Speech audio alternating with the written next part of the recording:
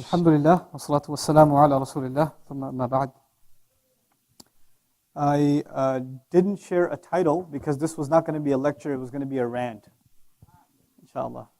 And it was going to be a rant about a frustration I've been feeling for a long time that I want to share with you, and hopefully I want you to feel it with me, if you don't already. Okay? Alhamdulillah, thumma alhamdulillah, I've gotten a chance to get intimately close to a good number of communities all over the country. And I've noticed a serious contradiction. You have a town like Houston, and you have Muslims spending more than almost 3 weeks studying Islam day and night in one part of it. And not too far from here, maybe within a 1 mile radius, you have Muslims doing things I can't say here. And it's the majority. You have masajid where people are coming for Jummah prayer, and they have some serious problems. Like, when I say serious problems, I'm not just talking about theological issues, which are serious. I'm not just talking about issues of ignorance in terms of knowledge. That's serious too. I'm talking about serious psychological problems, serious family problems, drug, alcohol, you name it. They're coming to Friday prayer. And the one place that's supposed to give them their solutions, guess what? It's not. We're going across the country, and subhanAllah, it's a gift of Allah that masajid have now become a part of the American landscape. Masajid are incredibly, we've got large multi-million-dollar properties. I mean, we're huge.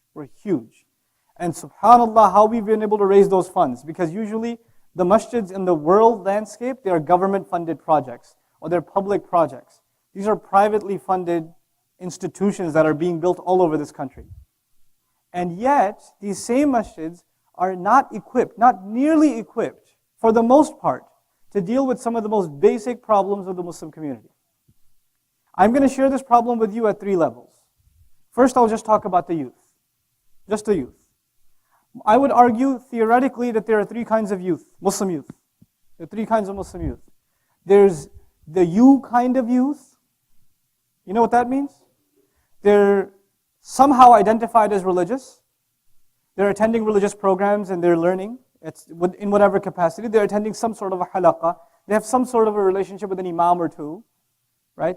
They're watching videos on YouTube, downloading MP3s off the internet, reading articles, books, this and that. Blogging on religious websites, asking fatwa questions, that sort of thing. Religious youth. On the other end of the spectrum, you have the messed up youth. Who are these guys? These guys are Muslim too, but you wouldn't know. You would not know. And the things that you say astaghfirullah to, the things that you pass by and you say la hawla wa la quwwata illa billah, that's nothing for them. That's just the beginning. They are up to some really bad stuff. Really bad. And it's so bad that if I sit, and we've actually done this in Virginia when I was there, you sit down with a couple of imams and you explain to them what the youth are doing. You take a couple of messed up youth that you can talk to, you bring them over and you say, why don't you, Mr. Messed Up Youth, tell Mr. Imam here what you guys are up to? And the imam refuses to believe it. No, come on, that's impossible. Does that even exist? Yep, that exists. It's a scary reality. That is the messed up youth. And then there's the middle youth. You know who they are? They used to be party animals.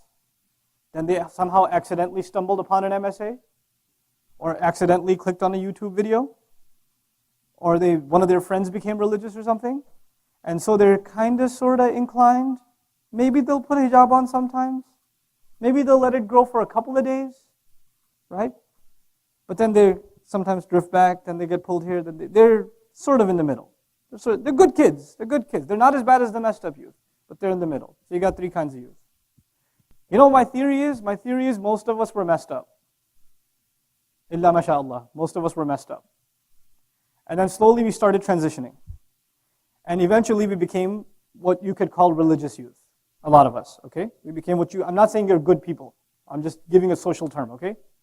I don't know the state of your iman, and you don't know the state of mine. But we became religious. And when youth become religious, you know what happens? The way they speak changes. The things they like and they dislike changes. The friends they keep company with naturally changes. Because how do you make friends? You make friends based on common social activities, right? So obviously you're not hitting up the movie theater, you're not going to the club anymore, you're not hanging out with your non-Muslim friends who curse, all the time. So obviously you found new friends at the masjid, you found friends among students of knowledge, etc., etc. So your culture changed. Your culture went through a paradigm shift. And this change, you know who started noticing this change in you? Your family. We'll talk about that a little later. When a lot of you went through this change, your family started noticing that you're going through a change. For a lot of you, this is a reality. But then for others, you got cut off from your friends. You slowly got drifted away completely from your friends. Now tell me, if I was to put percentages on this, what percent of the youth do you think are religious? Just throw a number out there. You're very generous. I'd give a fraction of a percent. I'd give a fraction of a percent to religious youth. I'd say about 10, 20% at the most would be the kind of sort of convention youth, right? Those youth. And then I would say probably the vast majority of Muslim kids, Muslim youth, are messed up. They're entirely messed up. And they have little to no exposure to Islam. But you know the gift of Allah to us? The gift of Allah to us is, even the messed up youth, a good number of them show up to Jummah prayer. Even they show up to Jummah prayer. Now, this event has a tuition. You have to make a sacrifice to come here. You have to take a flight. You have to book a hotel. You have to make arrangements to be here. If there's a program at the masjid, flyers have to be passed out. Facebook events have to be made. Emails have to be sent out. People have to make phone calls, encourage each other to show up. How many flyers are sent out for Jummah prayer? Any Facebook event for Jummah prayer? Coming this Friday. No, nothing. Nobody else. Who's the khatib? I don't know if I'm coming this week. I don't know who the khatib is. The khatib could be the kind of khatib that makes you want to bang your head on a wall. You'll still go. Allah created this institution for which it's a national convention of the Muslims every week. Allah designed it so that Muslims can stay in touch with their religion, no matter how messed up they get. There's still something there. So now I want you to appreciate what a strategic role, what a critical role the khutbah plays in the life of a community. I'm giving you reality. I'm giving you just realistic, personal experience stories. Kid shoots up some drugs in the parking lot of the masjid in his car, sniffs it up, then comes to Jummah prayer. He comes there. And he's listening to a khutbah about some technicalities that were discussed in the 8th century or the 12th century. Or he hears names of 18 scholars that this young guy who's a student of knowledge, he learned all this knowledge, so he's got to regurgitate it somewhere. So guess where he finds the opportunity to regurgitate his knowledge? At the minbar. He's going to let people know how much he learned. Right? Does anybody in the audience care? Nope. And then you know what else the youth does? The youth brings up, and some of you are not going to like what I'm going to say, but I'm going to say it anyway because it hurts my feelings. Only because of that. And I'm seriously concerned. The religious youth are of different ideologies. The religious youth belong to different ideologies. And because we're youth, and before we were youth, it was this gang versus that gang, Lakers versus Knicks or whatever back in the day, Bulls versus whatever, Spurs. But after Islam, after you became religious, guess what it became? This school versus that school. This theological understanding versus that theological understanding. This many tarawih versus that many tarawih. This masjid versus that masjid, this imam versus that imam, etc., etc. This speaker versus that speaker. Don't listen to that guy, he'll send you to hell. Don't listen to that guy, he'll send you to hell. Oh man, you listen to that guy? Oh, you're going to hell too? Okay, then I don't want to talk to you anymore. We created this. Not based on knowledge, most of it. Most of it is based on just immature rhetoric.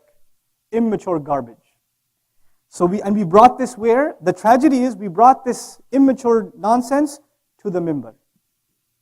We brought it to the minbar. So, in essence, I went to business school, so I'm thinking of it from a marketing business point of view, okay? Here we are, a fraction of a percent, debating and fighting each other over territory over how much of the Muslims? That fraction of that 1%, while the rest of them can forget, who cares? Who cares about them? I don't even care. We have forgotten that they even exist. Our debates, our blogs, our discourse is relevant to a small minority. You should be grateful that you're even having that discussion. The vast majority of people are gone. They are out there. I give the Divine Speech seminar, and it's open to Muslims and non-Muslims. So a few non-Muslims have attended also. The one I gave in Tampa, Florida, this youth came up to me at the end. And the first night is just the beauty of Surah Al-Fatiha. It's a little bit technical, but most of it is pretty straightforward. He came up to me at the end. He said, I haven't been in the masjid for 6 months. One of my friends told me to come because there's free food tonight. He came up to me and told me. And then he pulled me to the side and he told me he's 17 years old, Muslim kid. He's into martial arts, a well-built kind of guy. And he's done things in his life that you wouldn't want to know about. He's already done them. He said, how do I change myself? I'm addicted already. How do I get rid of this stuff? And why is he asking me? I don't live there. I'm just coming to visit. Who should he be asking this question? Who should be there for him?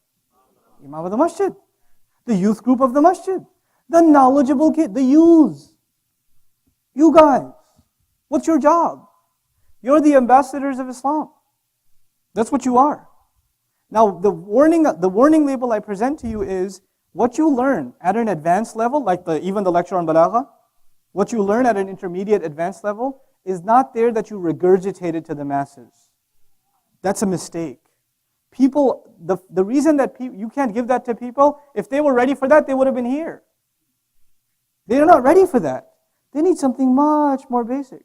You need to water it down. You need to keep the message simple.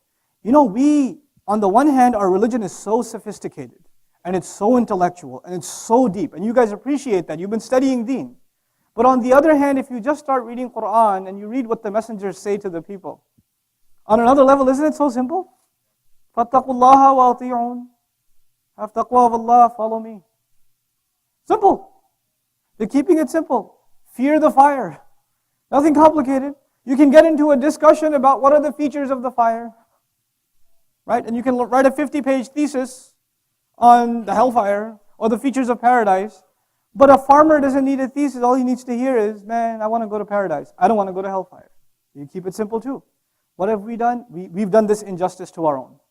Number one, we've done this injustice to our own. Now here's a strategic plan of action. Brothers and sisters, please listen to this carefully, inshallah. And make up your own strategy. This is just some things that are rattling around in my mind. The religious youth, once they become religious, they create a certain kind of language and culture which automatically cuts themselves off from the not-so-religious youth. And especially cuts themselves off from who? What's that third category? The messed up youth. Completely cuts themselves off. Okay? Who's supposed to reach them? On the one hand, we talk about da'wah to Islam, bringing new Muslims in, which is an obligation. On the other hand, our own are leaving by the floodgates. They're becoming religious by the trickles, and they're leaving by the whole faucet is open. They're gushing out. So it's counterproductive to not be concerned with the loss of our own. With the loss of our own. Now, how do we do this? How do we do this? First and foremost, don't expect the people to come to you. You have to go to the people. You have to do that. You have to start thinking like that. And you know where the people are? Let me tell you where the people are. They're not in nice places. They're at the shisha place. They're at the pool place. They're playing at the ballpark where the guys use foul language all the time. Right? They're at those places. I'm not saying you become one of them, but you know what? Those are the members of this ummah. And when they said, La ilaha illallah at any point in their life, they become more beloved to me than what blood makes, the connection that I'm formed with blood. This is thicker than blood. We are concerned about them. We love them for the sake of Allah. We start thinking in terms of amr bil ma'ruf and nahi anil munkar. We start bashing and cursing the Muslims who sell alcohol or who own the haram businesses or that do haram things on the internet, etc., etc. Did anybody stop to think, maybe I should try and save this person? What if this person was your brother? What if this person was your neighbor? What if it was your best friend? Would you just hate on them just like that? Right? We don't have love for this ummah. We're too quick to pass judgment on them. We have to, find a way to start pulling them in slowly. Pulling them, and you can't do that until you treat people like human beings. You can't do that. If you treat them like evildoers, or just, this labeled fasiq or, deviant or whatever else. Their aqidah is messed up, forget them. No, no, no, no, no. These are the assets of this ummah. Allah gave them the blessing of La ilaha illallah because Allah sees something in them. And Allah gave us whatever He gave us, whatever concern He gave us, because He expects us to do something with it. He expects something out of us. So this is the first thing I want to, at least, there should be a discussion in your circles. I can't give you the answers, I can at least give you the problem. In your own circles, there needs to be a discussion. How do we reach out to these youth? How do we work with them? I'll give you a couple of interesting stories. There was a youth group, I won't mention where it was, that had messed up kids too. Because they used to play basketball, and they used to go out and hang out later on, eat at the restaurant, nothing religious for a while. And the guy running the youth group was very religious. And I told them, just run the group, man. Just don't worry about teaching them anything. Just run the thing, right? And the masjid has a ball gym, a basketball gym. So they come in and they play ball, they play late at night, they're using filthy language in the masjid gym. If an uncle sees it, especially a desi uncle, what's going to happen? Oh, forget about it. Yeah, so he's like, get out of here, and don't come back. Hey, what kind of masjid? Right? Now, tell me this guy with tattoos all over his body, rings in places you wouldn't want, playing basketball, you curse him out, where's he going to go? What's the next step? If he's not here, he's at the club. He's somewhere else. At least he's here. At least he'll hear the adhan for Maghrib. Maybe he might even join us for Salat one day in a few weeks. Maybe. But somebody has to treat this person like what first? A person, a human being. Someone worth, saving. Or at least that they should be given the message in a decent fashion. That they deserve that much. Now, I'll give you another example, just what's going on at the masajid. Ramadan 2 years ago. A guy, totally drunk. I mean, this guy is drunk. Muslim guy, walks into the masjid during Taraweeh prayer. Can't even stand straight. Guess what happens next? They kick him out. Dude, he came to the masjid. Does that tell you something? Does that tell you that he's trying to seek help? Does that tell you he's trying to quit? Why would he bring himself in the middle of humiliation? Why would he do that? He needs help. The only help you provide was curse and yell and a'udhu billah and kick him out. This is what we do to Muslims. Imagine what we do to non-Muslims. This is a Muslim. Now I'm going to give you a non-Muslim story. You may have heard this one on a video somewhere. True story again. So this guy, he's a Vietnamese guy. He's Muslim. And his co-worker is an idol worshipper. Vietnamese have a lot of different idol worship sort of religious traditions. And he's one of them. I forget which one specifically. But the co-worker, the idolatrous co-worker says to his Muslim co-worker, hey man, I want to come with you to your worship on Friday. So the guy keeps putting him off, no, I don't know, I don't think you're ready. But he keeps insisting, so he takes him to the masjid. So they go to the masjid. And they go to the masjid and he looks around and everybody's making ruku' and sujood and qiyam, everybody's making sunnah. It's before Jumu'ah time. And he says, man, where's the statue? Because everybody's kind of doing this stuff, but I don't see any statue. He says, no, we don't have a statue. You can't, put an image to the master of the world. He's beyond images. That would be putting a limit on him. He says, that's amazing. How do you pray to this God? So he says, just like these people are praying. So he sees people doing what? Qiyam, ruku', sujood. He says, I get it. He went down like that. Guess where he learned that from? From his own religion. Right? So this brother sees this from a distance. The brother sees it from a distance. In the spirit of Amr bil Ma'roof and Nahi Anil Munkar, he gets up, he comes over, grabs the guy by the shirt, drags him outside the masjid, throws him out and says, until you learn to make the salah according to the sunnah, don't you come back. We at the masjid level are not ready to deal with the people that need our help. We're not ready. What if a woman inappropriately dressed walks into the masjid? What's going to happen? What if a guy that's covered in tattoos, like some MMA fighter or something, walks into the elders in the masjid say, oh my God, the Dajjal came so early? All hell will break loose. We're not ready to deal with people. What da'wah are we talking about? What are the da'wah centers? You don't need to build a da'wah center. They're already built. What are they? It's the masjid. And who are the da'is of the masjid? The students of knowledge, the youth. They are the eyes and the ears of this ummah. They are the faculties of this work. You. So you have to understand, number one, the critical role that you're in as far as the work of this ummah is concerned. But I want to bring it closer to home. Remember I said when you turn a religious leaf, who starts noticing you're changing? Your family. Let's talk about that a little bit. So your family starts noticing that you're not taking that thing off your head.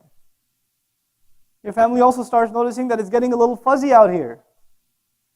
And your friends have the fuzzy stuff too. Your friends changed. You don't hang out with those other boys anymore. So your mom gets a little concerned. She says, I want you to be Muslim, but not Muslim. This is not why you came to America. Right? They get concerned. The mother says to the daughter, the father says to the daughter, who's going to marry you looking like that? We don't do this like that in our family. Why don't you act like the rest of the family? What's the matter? You're embarrassing us. We can't take you to the wedding looking like that. We can't take you here. You face this? You know people that face this. In other words, what's happened is the people that are trying to hold on to any strand of the religion have become the outcasts of the ummah in their own homes. They have become the outcasts, and you're the weirdos. This is the weirdo convention right here. We are the outcasts of our own families. We are the objects of ridicule. You go to the Eid gathering for most of you. Oh, Maulana is here. Issue me the fatwa, huh? So is this haram too? Is that haram? Remember last year when you used to be partying with us? What happened now? All religious now? Okay, we get it. We understand. You become the object of ridicule. And through you, Islam. And when you hear Islam being made fun of, or halal and haram being toyed around with at the end of a coffee table, what happens to you? Young Muslim? Grrr. And when that happens to you, what do?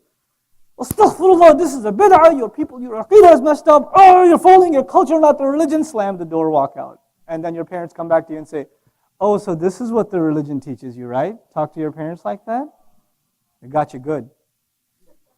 They got you on lock. Understand this. When you become serious about the religion, be mentally prepared. Some of you are blessed with, very good families, alhamdulillah, but many of you have this trial. Or you know people who have this trial. One of the worst things in our deen, is so much as talking back to our parents, right? Now know this as a reality. I see a lot of young faces here, so I say this. Know this. Your father, for the sons here, your father knows exactly what to say to get under your skin and make it burn. He knows exactly what to say. And he knows that it burns too. And he says it anyway. You know why? Not because he hates you, because he wants to see what you're going to do next. He wants to test your patience. And if you do snap, if you do flip out, he's going to say, aha, this is what the religion teaches you. This is what that imam's been telling you. This is what that ilm samit. That's what's going to happen. You come back with a B in your calculus class. Guess what's going to be blamed? Your religion. Your religion. You lose your job. Guess what's going to be blamed? Your religion. By who? Not the non-Muslims. Your family. This is because of that face of yours. This is because you're always going to the masjid. That's why they probably fired you. This is why you failed. In other words, all of your successes will be overlooked, and all of your failures will be attributed to psychological war inside your home. It's a psychological battle inside your home. And if you want all of the good that you're trying to do, you're trying to attend classes, go to conferences, sit in the company of shuyukh, listen to hours and hours of lectures, stay away from music, stay away from movies, stay away from bad companies, keep your eyes low. Oh my God, there's so much to do. You want to wash all of that, multiply that by 0, talk back to your parents for a second. And we do. We do. We can't take it. It gets under our skin. It boils over. And we say, oh, how dare you? And then we just, that one time you snap, done. There's a reason that Allah Azza wa Jal puts, the gratefulness to them at such a high regard. And if your blood boils, if they do something wrong, I would think Ibrahim alayhi salam's blood would boil a lot more because his dad makes idols. Talk about a bad aqidah. Right? He makes them. How does he talk to him? Respect, love. Ya abati, my beloved father. He's kicking him out of the house. He says, I'll make dua for you. I'll ask my master to forgive you. As he's getting kicked out of the house. Not fine. I'm on the sunnah. No. It's not the discourse. It's a different discourse. We have to learn. We have to learn to grow a thick skin.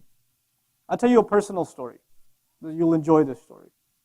My dad experimented with me. And my mom taught me. She realized what he's doing. And she said, listen, you need to understand to learn how to play the game. And then I was like, oh, I've been a dummy for so long. I didn't know. You know what my dad did? My dad loves to do this. He comes to me and says, I was listening to the Shia speaker. He's so good. And he makes a lot of good points.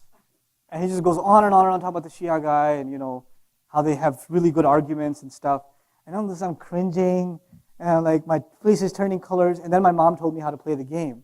So the next time he came up to me and said that, I said, yeah, I heard him. He's awesome. I mean, his arguments were unbelievable. My dad says, don't listen to him.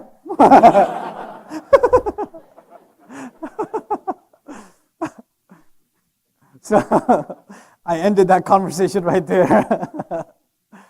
But the idea is, know that your parents will psychologically test you. You think they don't understand? Man, they were changing your diapers. They understand you. They know what you're all about. They've sized you up. They have. Don't underestimate them. They don't get it. They don't understand my concerns about Islam. They do, please. They do. Relax. Learn to first develop the family relations.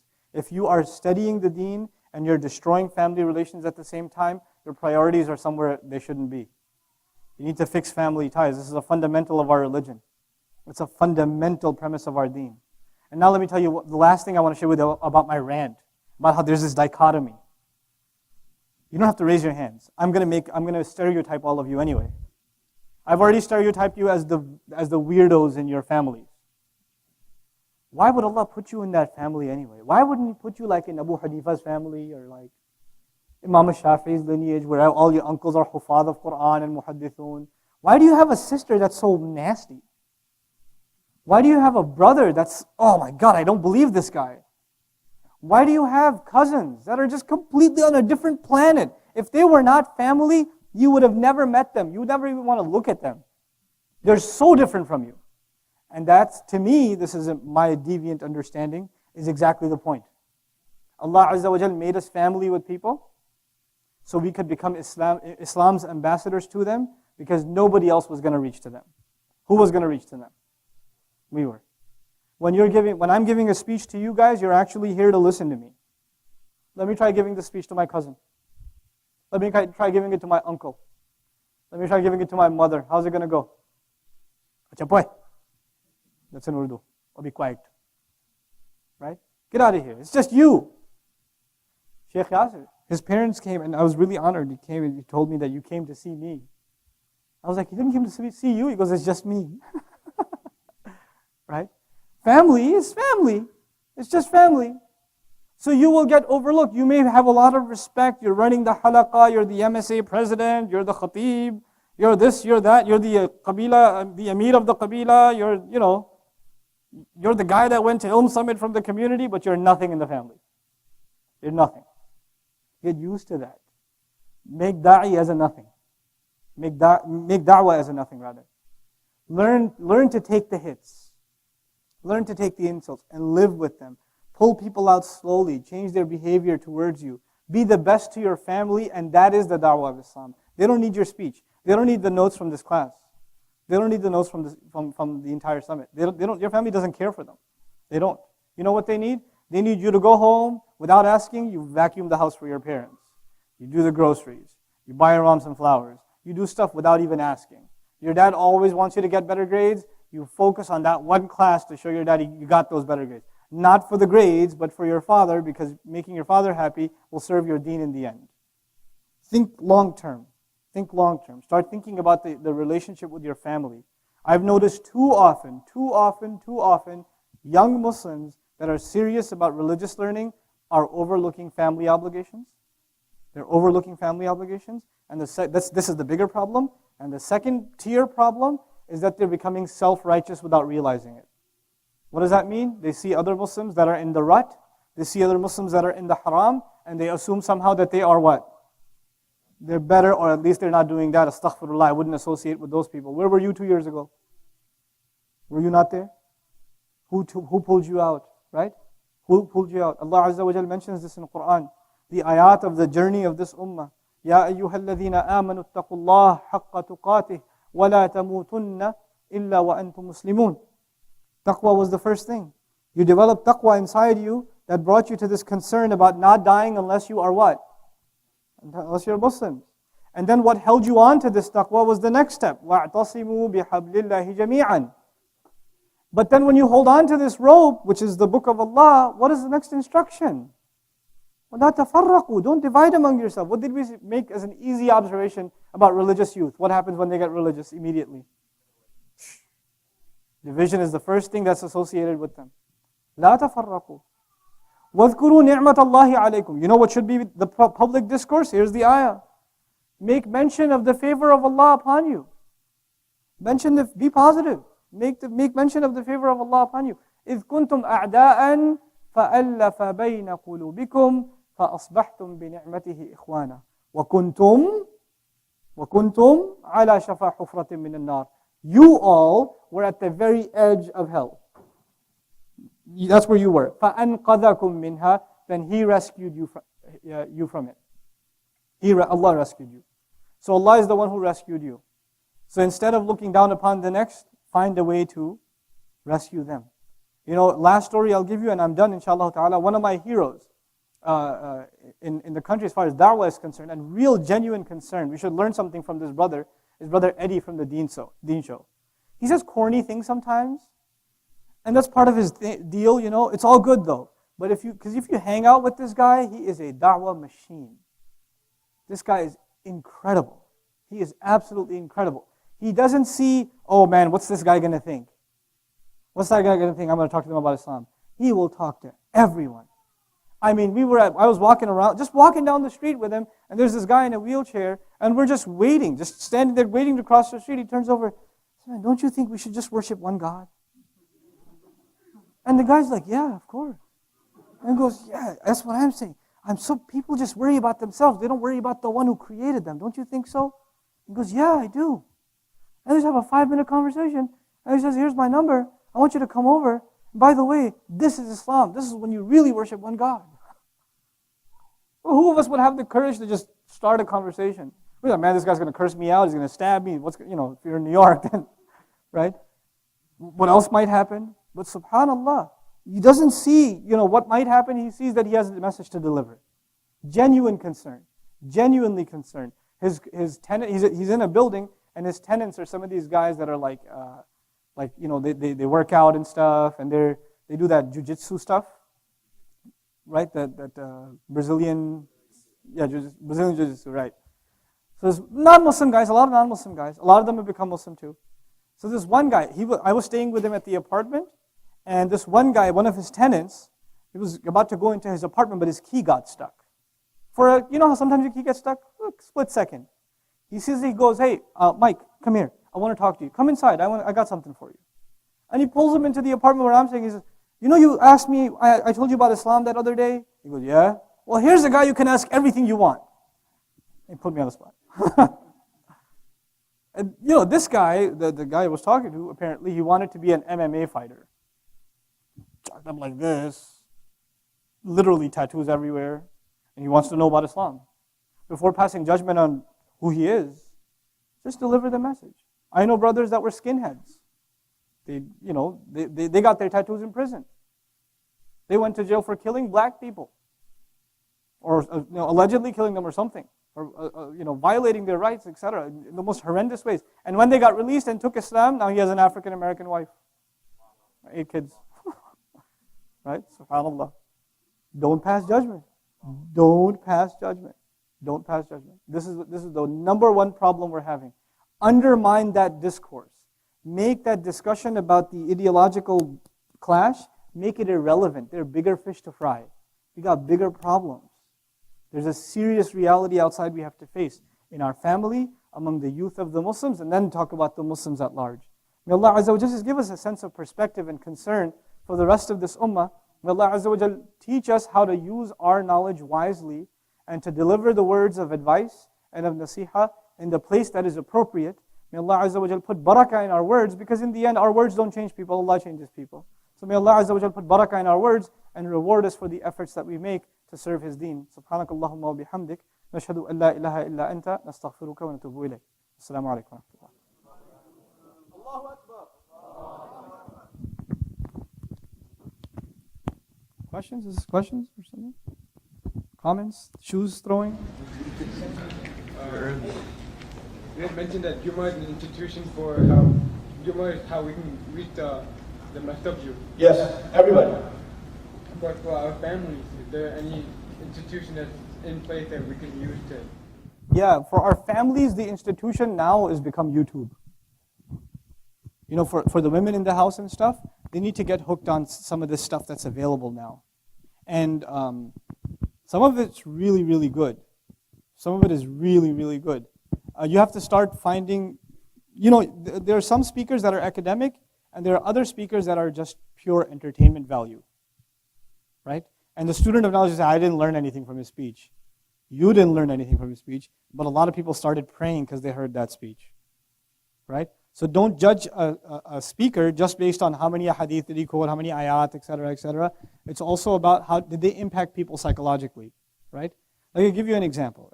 I went to the ICNA convention a couple of years ago, and I was listening to Imam Siraj. You know, he's like a father figure to our community. May Allah preserve him and continue to give him shifa. You know, he's giving a speech, and his speech sometimes goes everywhere. Everywhere. From like, once upon a time I had a dog, to like everywhere. And I was passing by a truck, all kinds of stories. And at the end of it, a serious student of knowledge will say, I don't know about that speech. But you know, the guy next to me was like, man, I got to start praying. He didn't say a word about prayer. But it has that impact. It has that impact. So different people need different things. So since you know the temperament of your family members, you have to find the kinds of stuff that might appeal to them. And you have to be a little bit more creative in getting the message to them. Your favorite speakers are not going to be their favorite speakers, for example, right? You have to use a little more creative means. The other thing that some masajid have done very successfully is they've made the masajid a place of halal social gatherings. So, and one of the things that attracted me to the community that I moved to is the families get together all the time. And so the masjid becomes a place to hang out, and slowly religion comes into play because you're at the masjid anyway. So now just, you know, the women start networking with other women that are in touch with the deen, and it slowly starts reeling them in. It doesn't have, nothing happens overnight though. Nothing happens overnight. Yeah. You mentioned something about, you know, youth that are, you know, too zealous with their parents, and, you know, their parents are provoking them, and sometimes they snap. Yeah. And so after they snap, of course, the father-son relationship, mother-daughter relationship is somewhat ruined. No, it's not. Or there's that tension then. Yeah, so you think there is. When a child snaps at their parents, you think there's tension, right? Okay, go get slapped. Go massage their feet. Don't move until they kick you off. Okay? Beg them to forgive you. Kill your ego when it comes to your parents. Kill your ego. Don't say there's tension. We don't talk anymore. He looks at me funny. That's your ego in the way. Get your ego out of the way. Be at their feet. They love you. Your mother gave you birth. Your dad held you in his arms. There's love there. It's your abruptness that caused that friction, but it's you turning back into that 2-year-old that will remove it immediately or over time. But you have to tear away at it. You have to crush your ego. They don't. Don't expect it from them. Don't expect them to give you an inch, but you have to give miles and miles and miles. You understand? It's a difficult journey. It requires thick, but this is a kind of jihad. This is a kind of jihad. In Surah Al-Ankabut, jihad with the parents. وَإِنْ جَاهَدَكَ عَلَىٰ أَن تُشْرِكَ بِمَا لَيْسَ لَكَ بِهِ عِلْمٍ فَلَا تُطِعْهُمَا وَصَاحِبْهُمَا فِي الدُّنْيَا مَعْرُوفًا. Don't obey them, but accompany them at the same time. SubhanAllah. Then a sister, inshallah. Yeah. One issue that you mentioned is obviously being judgmental. And it's very, very common. It's like consistent fight within yourself to try not to be judgmental, not try to judge people. But it's the same issue that you mentioned, like when we try to act, or when we actually want to act as ambassadors of Islam, we talk about Islam, we're just giving basic dawah. Yeah. It's the whole idea of the other person's reaction that gives you that idea. I mean, if the person feels benefited and he comments or something like that, it gives you the first impression that you get it because I did something for him. So you do understand that being judgmental, even though without doubt is not excusable, is a byproduct of the fact that you have gained some knowledge, which is something that the other person did not have, and you were able to. Yeah, when I say judgmental, I'm not saying you shouldn't be aware of who they are. No, I understand.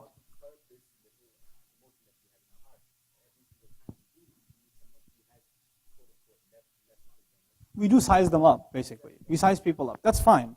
But we don't judge what's in their heart. We don't judge their potential. It's okay to size somebody up and say, okay, this guy doesn't know much. I better talk to him this way, this way, this way. This person seems to have this kind of problem. You could, this is part of basira, and this is part of having insight, and this is kind of like, knowing your audience. So part of that is passing some sort of judgment. But I'm saying not passing judgment on their character, that this guy's fate is sealed. I mean, how is he ever going to change? How is he ever going to, come on, seriously, this guy? No, don't pass that kind of judgment. But yeah, in da'wah, you do have to be cognizant of the age of the person you're talking to, the temperament, their mode of speech. You have to take all these things into consideration before you speak. And that's exactly what we're talking about in eloquence. You need to psychologically assess your audience before you speak to them. You need to kind of have an understanding of where they're coming from before you address them, right? Sister side, any questions? It's all good? Yes, go ahead. Her and then you. Yes? Yeah. When we were talking about the majority of meetings are not even like the left of Yeah. and how we need to try to somehow bridge the gap with them. I know you mentioned that you don't have the solution to like how to reach out to them, but I think I know in our community that's always been a major concern because Well, there are some things you can start doing.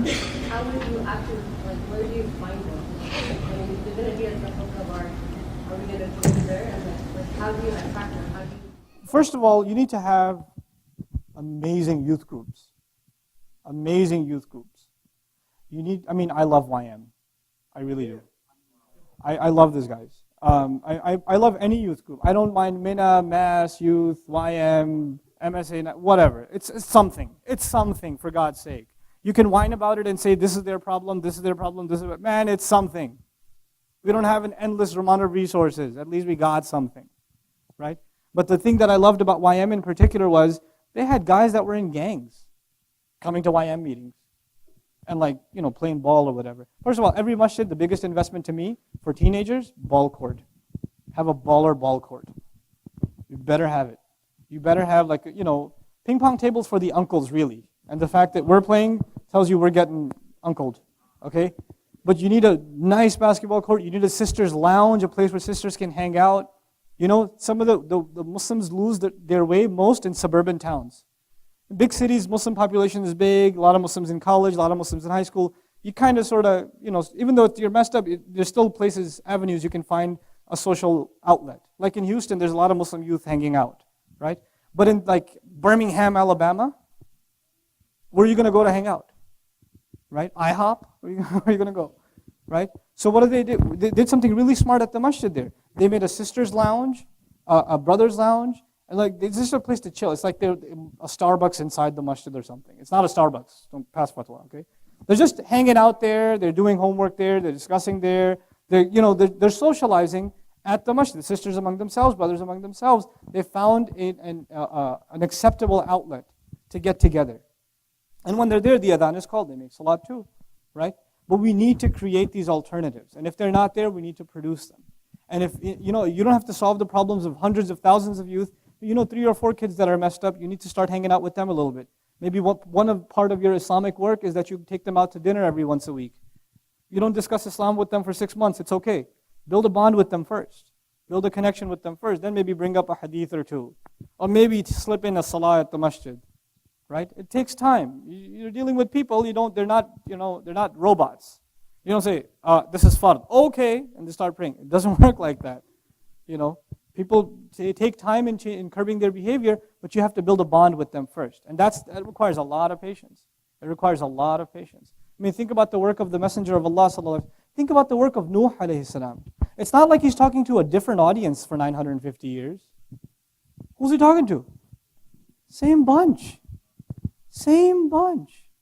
You try giving da'wah to somebody, they get annoyed with you in 45 minutes, they get annoyed with you, then you come back to the same guy and annoy him again, and then the same guy, and you do it for a week.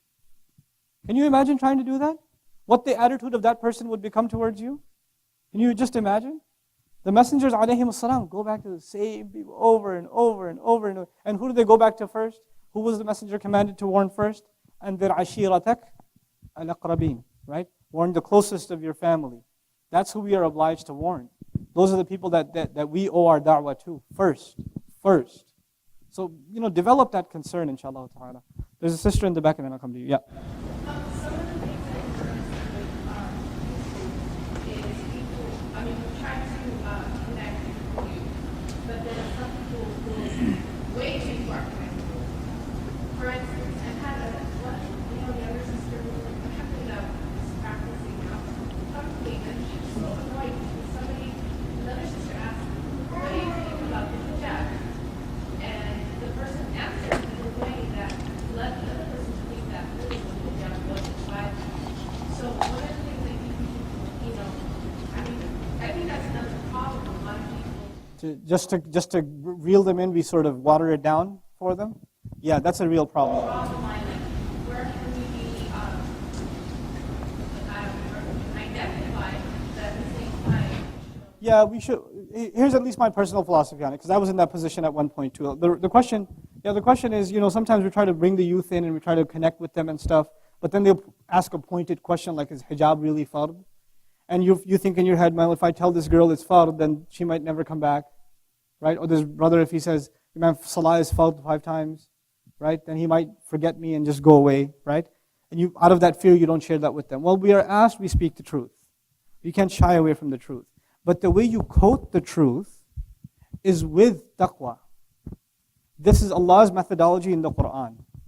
Right? When He doesn't just tell you to obey Him, what does He wrap the ayat of obedience with? Taqwa. Look at Surah An-Nisa. Ayat of inheritance, where did they begin? Ya ayyuhan nas, ittaqu rabbakum. Look at the ayat of divorce in Surah Al-Baqarah. Right? What keeps happening at the end of every ayah? Wattaqullah, wa'alamu anna Allah ya'lamu ma fi anfusikum, fahdharuhu. Right? Be fearful, be in awe of Allah. So this idea of developing taqwa in people, why should you want to wear hijab anyway? Just take it back to the root every time. Don't just answer with a yes or a no. Make it an opportunity for advice, right? That's what they really need. They need heartfelt, sincerely felt advice. A lot of times people that are disconnected from the religion want to turn the religious discussion into what is halal and what is haram, and that's it. Right? And they want to make that debate out of it. I don't think it's that bad. I don't think that, and they bring it to you from an ethical point of view, other points of view. When you get questions like that, you need to redirect them in what direction? The fundamental cause for the Muslim. You're not calling them to Iman because they have some of that already. You're calling them to taqwa. Fear Allah. Be cautious of Allah. You find a way of instilling that fear and that awe of Allah. He's done so much for us. What should we do for Him? What do you think? So you put it in a psychological way. You don't necessarily try to intellectualize the issue. You try to put it in a sort of a heartfelt kind of a way. This is very important. Just how you speak to people, right? Because if you don't speak to them like that, it feels like you're trying to win an argument. And you'll never win that way. Even if you're right, you'll lose. Even if you win the argument, you lose. Because they become antagonistic towards you. You had a question, I think. Okay. Yes. I know you kind of answered this, but how do you deal with those uncles who are trying to poke you? And the only thing they're interested in talking about is politics if they're not poking. Okay, the uncles that are trying to poke you, you should be the best of friends to them. I know uncles. I should have done a PhD in uncle psychology, okay? I know uncles. Uncles poke you because they get a kick out of irking you. You become their friend, they'll stop bothering you. You initiate the discussion. You don't walk away from them. Hey, come here, beta. Come here, I got to ask you something. No. You go to them. You ask them. You say, hey, want to go grab some chai after the salat? Chill out with the elders. And it'll break the ice. You have to initiate that. A lot of times youth are allergic to the elders. That's a problem. It's weird. Right? Have a youth group, but that doesn't mean you alienate yourself from the elders. Right? It's a big problem in our community that the two are at odds sometimes. They shouldn't be. It should be one cohesive whole. Right? Yes, I've been holding off on you. Yeah, I was just gonna say, Jazakallah khair, like this topic is way overdue. I really appreciate you addressing it to like the Jamaat here. Just a quick reminder myself is that the hadith where if you are used in Allah's guiding of someone is better than the world and everything in it. So whenever we get tired of doing dawah on one person, we don't seem like there's any progression going on. Just remember the hadith of if you are used to guide someone, it's literally better than everything. It may not be as fun as Usul Aqidah or heresiology or other subjects that someone from Harry Potter, but alhamdulillah, just remember that hadith, and motivate. So if you could elaborate on that, that'd be great. Yeah, I think you did an excellent job doing so. I think I should hand you the mic to repeat that. Really. Yes, please. You have that.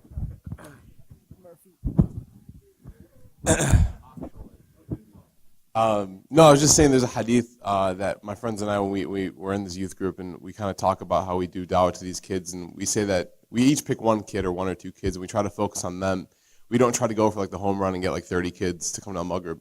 Alhamdulillah, we've had a lot of success, and one of our mantras, one of our main mottos is the hadith where Rasulullah tells us, sallallahu alaihi wasallam, that if you are used by Allah to guide one person, it is literally better than everything in the world, like the entire world and everything in it. And so, what I was saying was that it might be, not as fun as coming to Ilm Summit, having 2 weeks of jam-packed knowledge with all the shuyukh and everything, but remember the goal. Remember the end is that you're getting everything, you're getting something that's better than the world and everything in it, inshallah. So, Jazakallah khair to Sheikh Nouman, and sorry about that. Jazakallah khair, Ustad Nouman Ali. And one of the things that really gives me a lot of optimism for the future is the amount of cooperation that we see for the first time between so many different du'at and so many different institutions. As you know, Nouman Ali is not actually a part per se of Al-Maghrib. He started Al-Bayyinah. And you all know dirty politics that happen every single masjid, every single community. One of the things that alhamdulillah, and I'll tell you in all honesty, Al-Maghrib has stayed clear of is politics. And anybody who is inshallah sincere for the da'wah, they find this from Al-Maghrib and we find it in them. And Ustad Nouman and ourselves, as you know, we formed a cooperation, we formed a very positive force for the ummah. He teaches what we don't teach, we teach what he doesn't teach.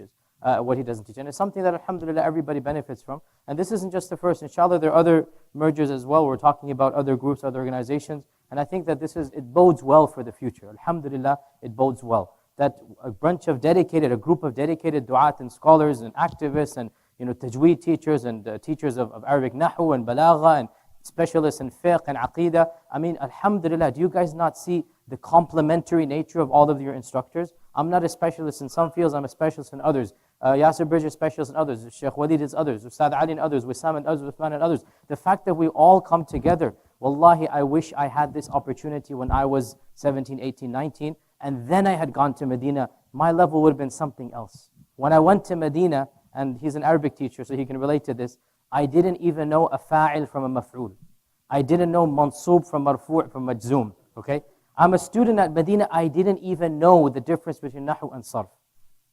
I had no clue what these sciences were. How I wish that I had this platform so that when I had gone abroad, Allah knows where I would have been now. And the goal is you guys build on the shoulders of other people like I built upon those who I studied with, right? That's the goal, that we hope for every generation to come and to build upon what we have to offer. And it makes my heart melt to see all of these instructors and du'at and activists all come together, and we can be totally frank and say there are absolutely no politics that we have to hide.